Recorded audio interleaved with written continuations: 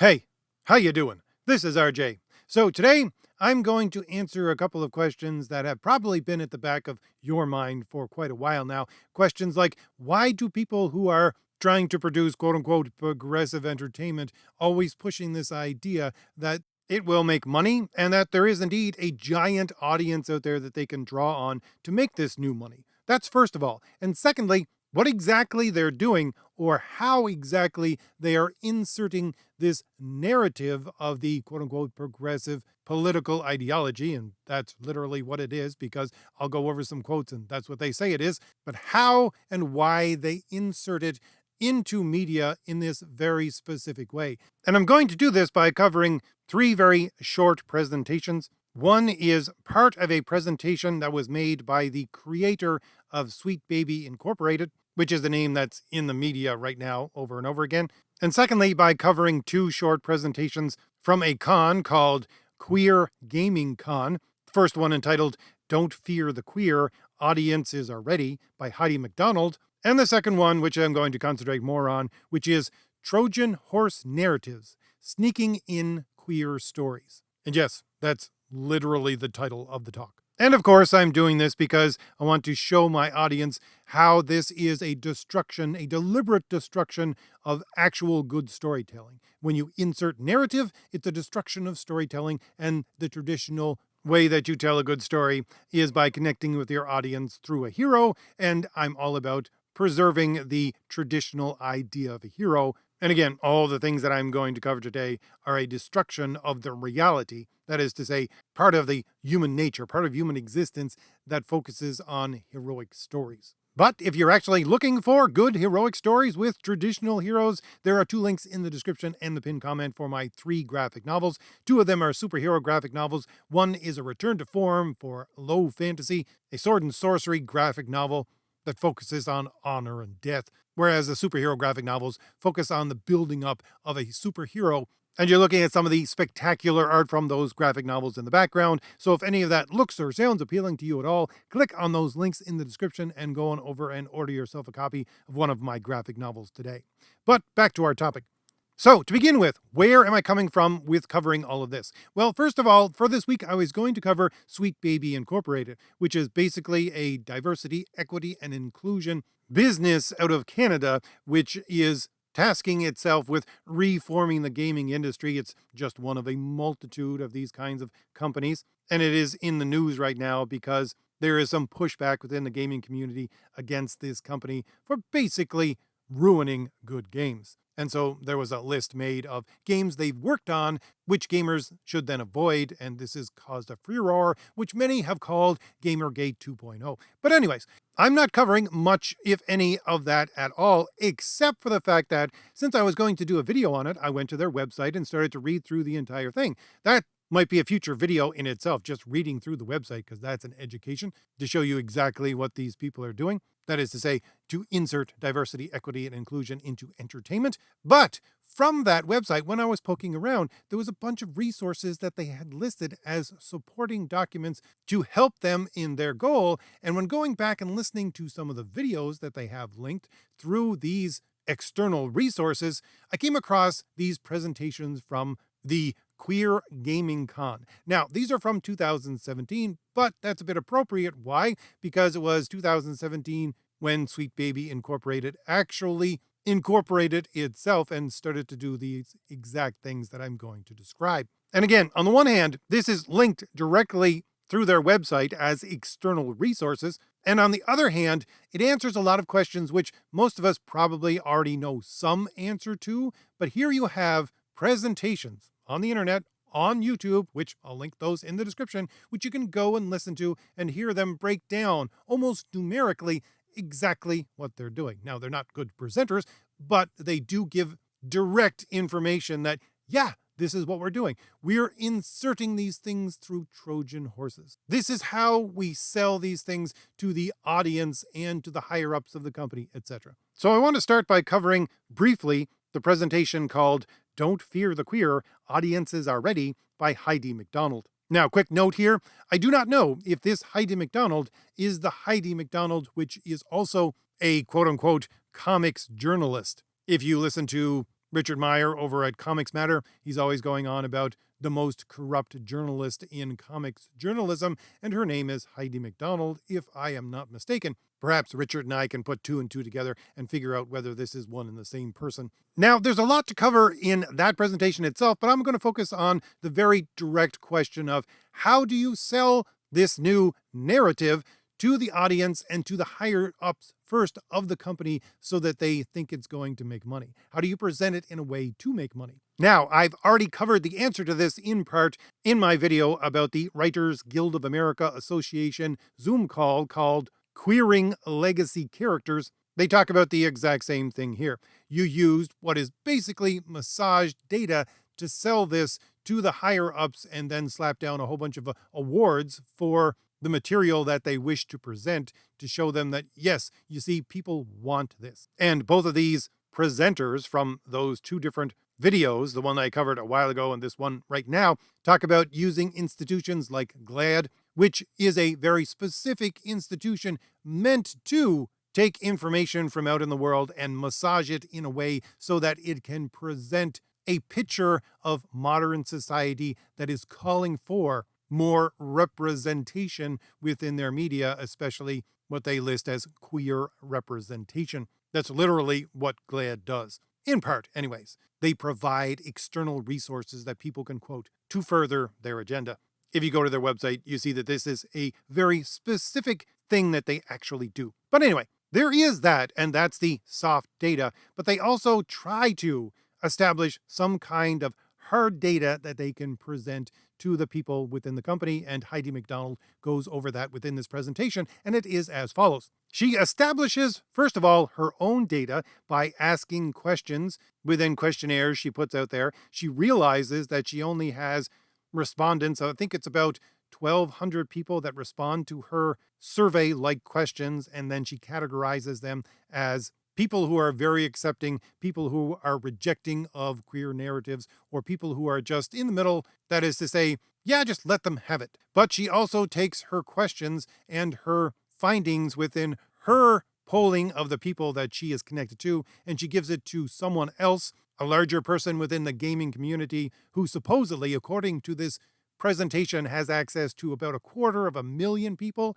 and he finds the exact same things within his questionnaires. Now, to say that this information is spurious at best is an understatement, because she goes in with a very specific point that she's trying to prove, and yes, she does massage data and talks about massaging data in order to make that point, and then she feeds this to the other person who, again, you only have it as her word, is a representation of 250,000 gamers and giving information on a much larger scale. And yes, she does go a little bit into her methodology, but I'm not going to go into that right now, except to say that it is spurious at best. And if you want more on that, you can just click on the link in the description for that presentation that she makes to hear her own words about how she compiles this data. But here are her findings, which they then use with more or less what they present as hard numbers to show the people, the higher ups in the gaming community who produce games, that quote unquote progressive representative entertainment is the wave of the future for all entertainment. Now, she gives roundabout numbers, so I'm just going to use roundabout numbers. What she says is what she had found is that there's about 5 to 10%, and she focuses on this more, 10% of the gaming community that are extremely emphatic about wanting this kind of representation within their gaming. Oh, by the way, I have to mention that she talks about not just gaming, but media in general. She goes through many different and various kinds of media to try to prove her point. Even at one point, giving a quote from Stan Lee, which again, depending on how you look at it, she thinks it's a full-throated endorsement of what she's doing.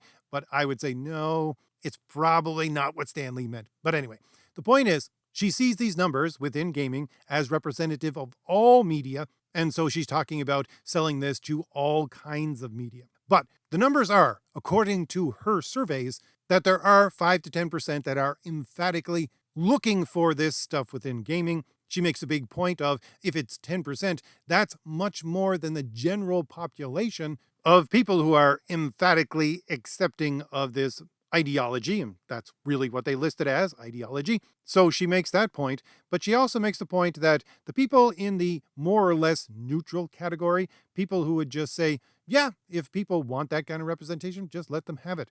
That makes up, in her estimation, 55% of the gaming community. Now, she never goes into the negative numbers, but we can assume that the negative portion is what's left over. So 55% accepting, 10% emphatically accepting. You only have about 35% of the gaming community left that are negative towards inserting this kind of narrative into not just gaming, but also other kinds of media, especially pop culture media. Because, oh, by the way, this presentation leads right into the second presentation that I'm going to cover, which is the Trojan Horse Narrative presentation. They're on the same stage, they reference each other, even though they are separate videos linked in my description. So here's the point of how you sell it, according to her, to the higher ups. You tell them that, yes, 55% of people who are gamers are okay with this insertion of a narrative into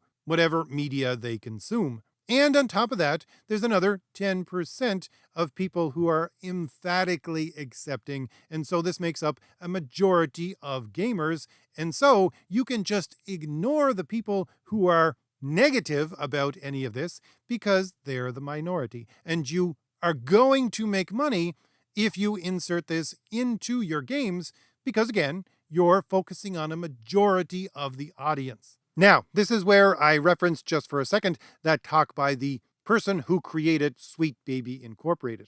Oh, by the way, I don't have a direct link for that conversation, but I'm going to link in the description of my video another video on YouTube that covers a good portion of that and actually plays it. But the point being that you have the driving force behind Sweet Baby Incorporated, the person who created the company, saying in that talk that she's giving that what she's doing and what people need to do to insert this kind of narrative, that is to say, your quote unquote progressive narrative, into storytelling and pop culture media, is to make sure it is, in her mind, additive. That is to say, they're not taking away from the current base, they're adding to it. And how does that actually work? Because most of us are looking at that statement and going, that's not how it works. Well, it works if you go back to these numbers of Heidi McDonald, which supposedly proves that you already have 55% of people who are consuming your media that say, sure, put it in there, and another 10%,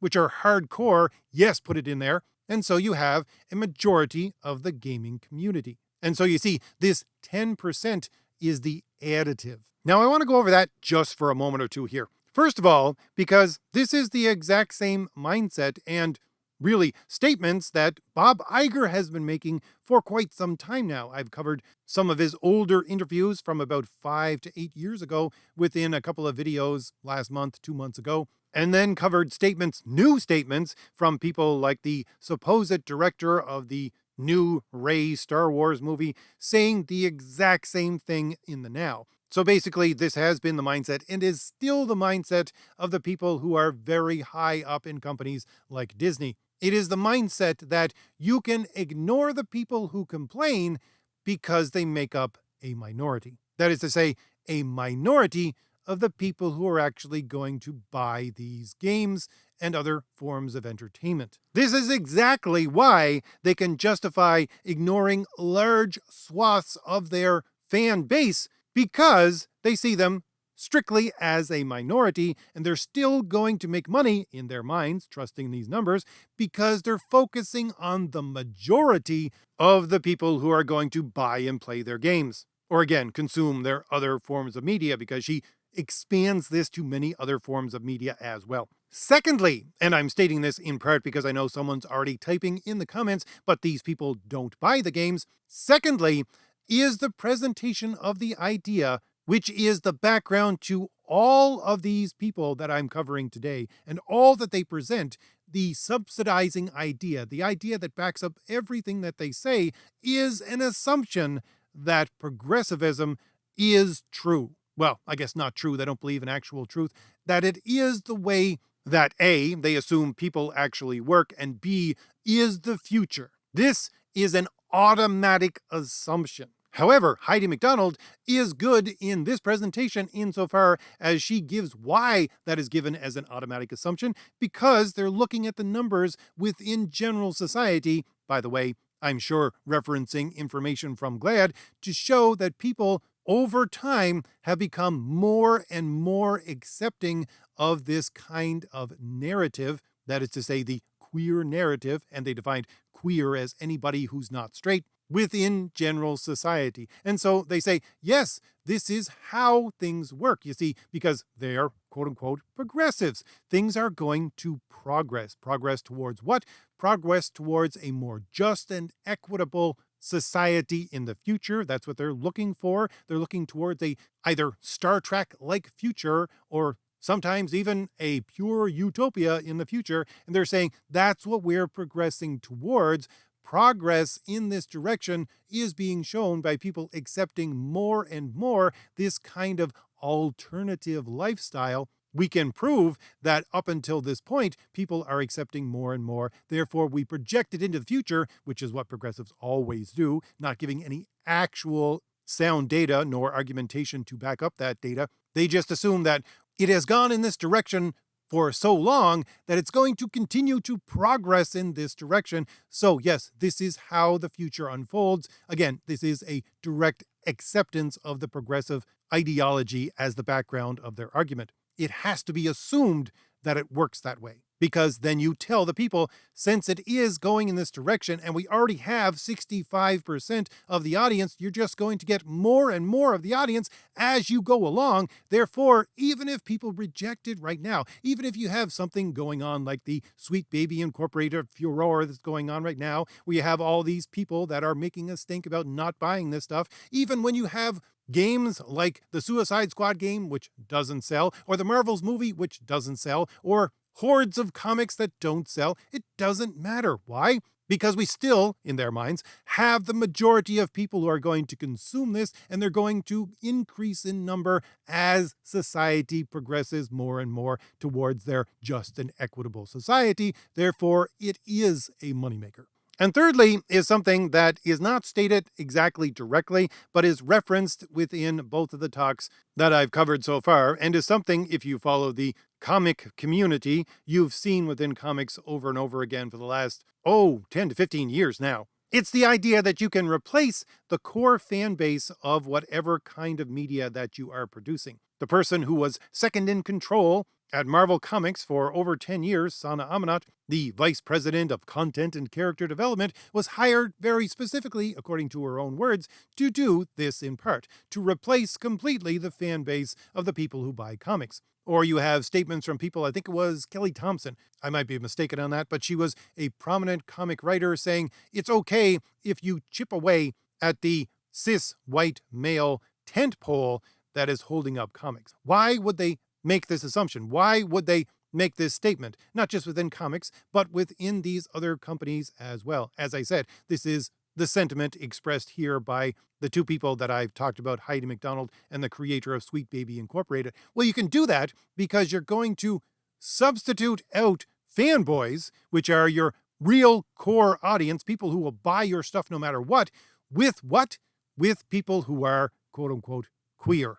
And this will, again, make you money because those 10% are going to be hardcore people who support what you're doing, and they'll bring along the other 55% who say, yeah, let them have it. Now, this is referenced in Heidi McDonald's talk when she talks about how the people who are emphatically supportive of these ideas, that 10%, they know practically everything about the games or the characters that have already inserted this kind of narrative into the gaming sphere. So she sees them as hardcore fans. And so you need to bring in these hardcore fans as your new core fan base. And again, the creator of Sweet Baby Incorporated talks about the same thing, talks about in that clip that I have linked in the description, the fact that you're just feeding basically a picky baby by giving white cis men exactly what they want. In her estimation, you need to ignore those people, stop doing that, and insert this new innovative, and that's a word that I could do an entire video about, and I might, and their new use of it, but this new innovative kind of storytelling which inserts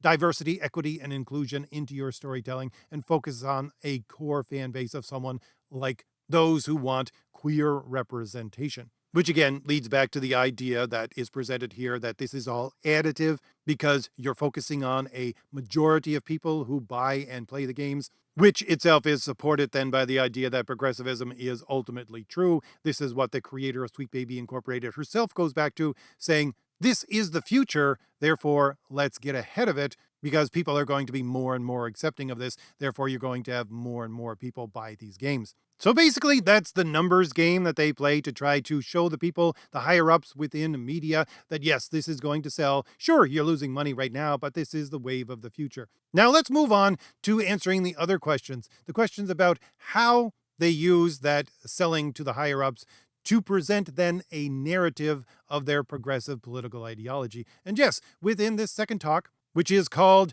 Trojan Horse Narratives, Sneaking in Queer Stories, that's what the presenter presents it as. Now, let's answer the question, why, if they think that they're just going to present this to people, to their 10% core audience base, and you have another 55% that are just going to accept it, why do they need to be so heavy-handed about it? Well, I've talked about this within the comic sphere so many times. It's because of what they would call erasure, although that's not how they reference it here. The woman who is giving this talk, which is, again, inserting Trojan horses, makes a statement within the middle of her talk, which actually clarifies much of what she says. She says, audiences are inherently lazy. She actually says, audiences are inherently lazy, right? And when someone adds a confirmation to their own statement, it is them saying, this is presented as truth. And then she goes on to say, so what you have is people being presented a narrative in the example she gives, a show like Supergirl, where her sister,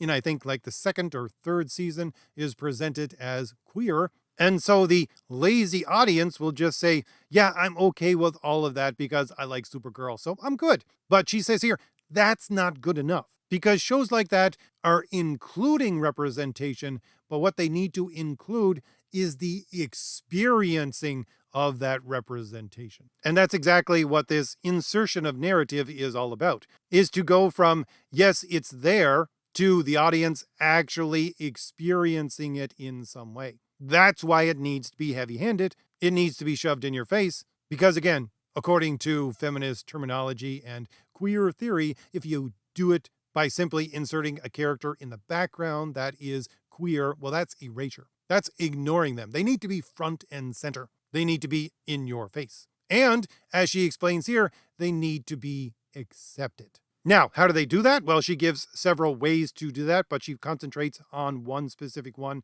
for the majority of her time. First of all, there's a caveat to all that she says. She says, don't make any value judgments about what she actually is about to present. Why? Because it's not perfect. It's just a way of working in these narratives. Then she talks about this term itself, this Trojan Horse narrative. Apparently it comes from one of the writers or creators of Orange is the New Black. And what Trojan Horse narratives refer to is inserting, as she says, alternate narratives, and she further breaks that down into narratives that are not popular in media, into storylines of various kinds of media. And yes, this woman talks about various kinds of media, even though she does concentrate on the gaming aspect as she gets further and further along. And so this majority way that she talks about is to use a vessel for that Trojan horse to sell it first to the audience, who she describes as here defined as a majority Western culture, English-speaking pop culture audience,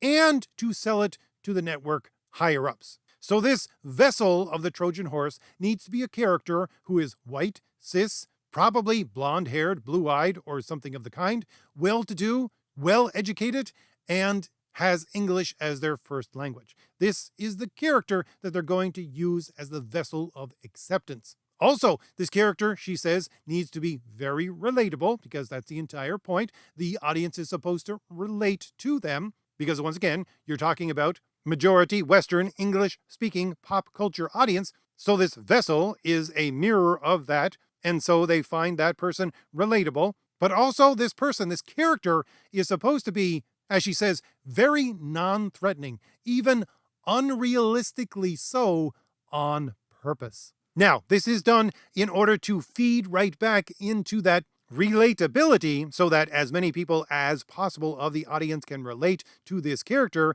which again If we go back to the last talk, and as I said, this woman is quoting Heidi McDonald, who was just up on stage before her, but this is the 55% of those people, those lightly accepting people that you need to relate to. Now, this answers the question that so many people have had over the years of why do they nerf characters? Why do they take them and make them ineffectual? The greatest example of this from Marvel Comics would be Tony Stark. He's become the generous uncle who just shows up and uses his millions of dollars in technology to magically solve problems for these people. They nerfed the character. Why do they do that? Again, it's because they need to make him unrealistically accepting, unrealistically non-threatening, so that as many people as possible of the white, cis, English-speaking heterosexual audience can identify with them and then accept what they eventually accept, which is the narrative within the story. Which again, as I said, then brings in, according to their minds, this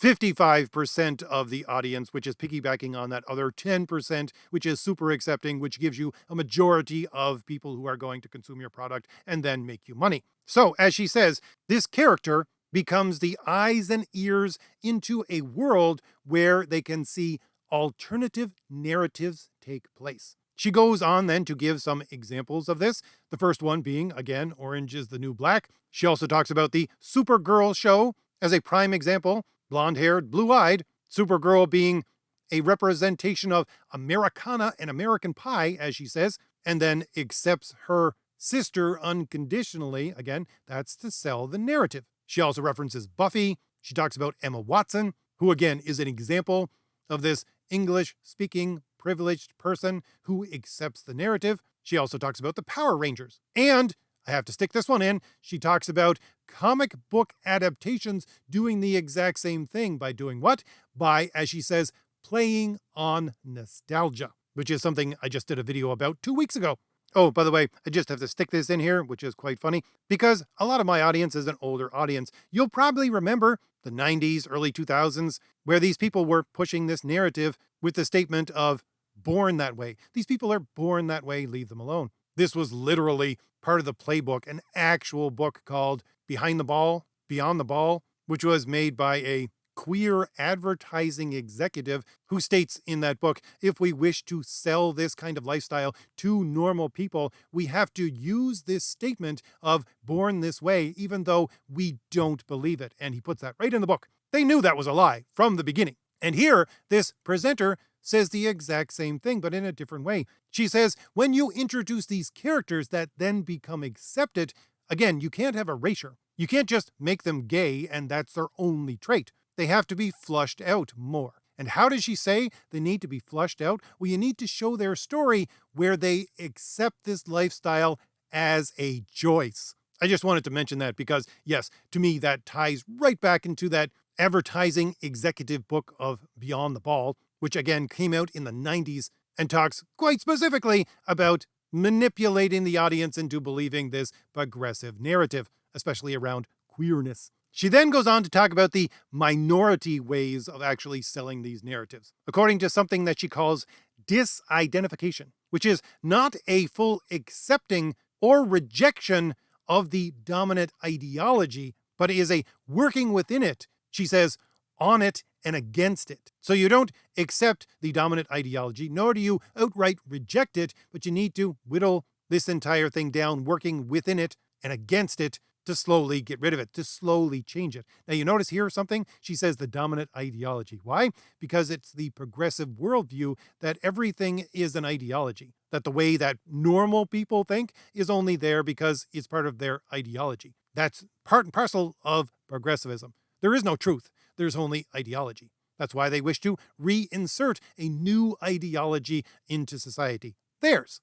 She gives a quote from an author who is an artist. Munoz. I have really no clue who this person is. Munoz, although I did look them up, looked at their Wikipedia. They're basically a postmodern artist, although rejecting that they are a postmodern artist. And they define disidentification, saying, disidentification is about recycling and rethinking encoded meaning. It is a step further than cracking open the code of the majority. It proceeds to use this code as raw material for representing a disempowered politics. And she goes on to talk about this disempowered politics as, again, the narrative that they're trying to sell. And the other ways of selling it are through 1, recycling imagery, 2, hacking and modding, and 3, collage. And when they talk about collage, she means ripping well-known things out of where they're used and simply recycling them, which she says is a, and I quote, great way to co-opt toxic representation. So what does that all boil down to? Well, it boils down to the fact that mainstream, normal people are what they think of as toxic representation. You crack the code of what they're using by taking the stuff that they like and using it against them by recycling imagery, by this collage representation, and by hacking and modding, which they take hacking and modding as being part and parcel of disidentification. It's right up there. But this then answers the question of why do these people make nothing new? Why? Well, she states it right here. She says making things is actually time-consuming and hard. But changing things, not making media, not making anything new, is a, and I quote, easy, faster, and more satisfying way to co-opt the narrative. And they also, as she says, sell this narrative of representing disempowered politics, and yes, she uses that term, without any kind of direct clash, because they want to avoid that, but also any kind of direct acceptance, but simply a pivot. So again, what they do is they take over this old media, either by recycling imagery, by hacking into it, by modifying it, by using it as collage, or by simply taking over that kind of storytelling, like they have with comics, and redirect all the force behind the narrative that is already there into an acceptance of the narrative, the political narrative that they wish to insert, by pivoting the entire thing and the force of its inertia towards what they want. Why? Because it's easier, faster, and more satisfying than the time-consuming and hard labor of actually creating something.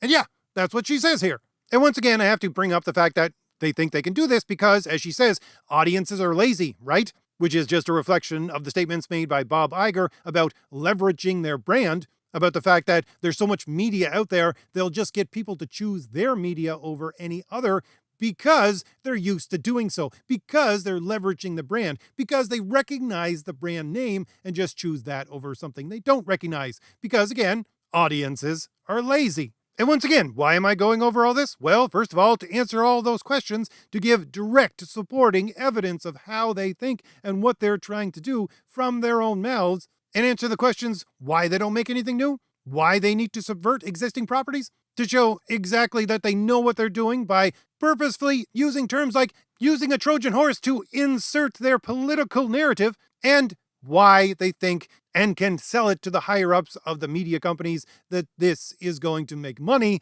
no matter whether or not it's making money right now. So there's all that. But for my money, the reason to cover this is to show you the destruction of actual merit-based storytelling. The insertion of a narrative in any way is not storytelling. It's apologetics for their political narrative. It's a panegyric. It's propaganda meant to sell an idea to people in a way that gets around their rational thinking. And above all, to show you that they use the slimmest and weakest approval of what they see as the majority of their narrative as the key selling point of doing this entire thing. And so, if you wish to have good, merit-based storytelling again, and certainly if you wish to have something like a traditional hero, the only way you can do that is by destroying that part of their narrative itself, by destroying their ability to sell to the higher-ups the idea that the majority of people are going to accept this.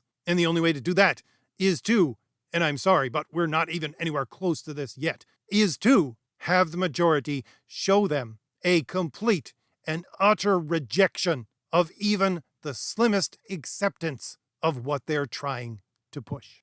So, if I've given you anything new to think about, hit like, hit the shield in the lower right-hand corner of your screen to subscribe, and leave me a comment. Tell me what you think about all this. And don't forget, there are 2 links in the description and the pinned comment for my 3 graphic novels that focus on good, merit-based storytelling, the traditional idea of a hero, and if any of that looks or sounds appealing to you at all, click on one of those links in the description and go on over and order yourself a copy of one of my graphic novels today. All right, I'll leave it there. I'll see you later. Bye.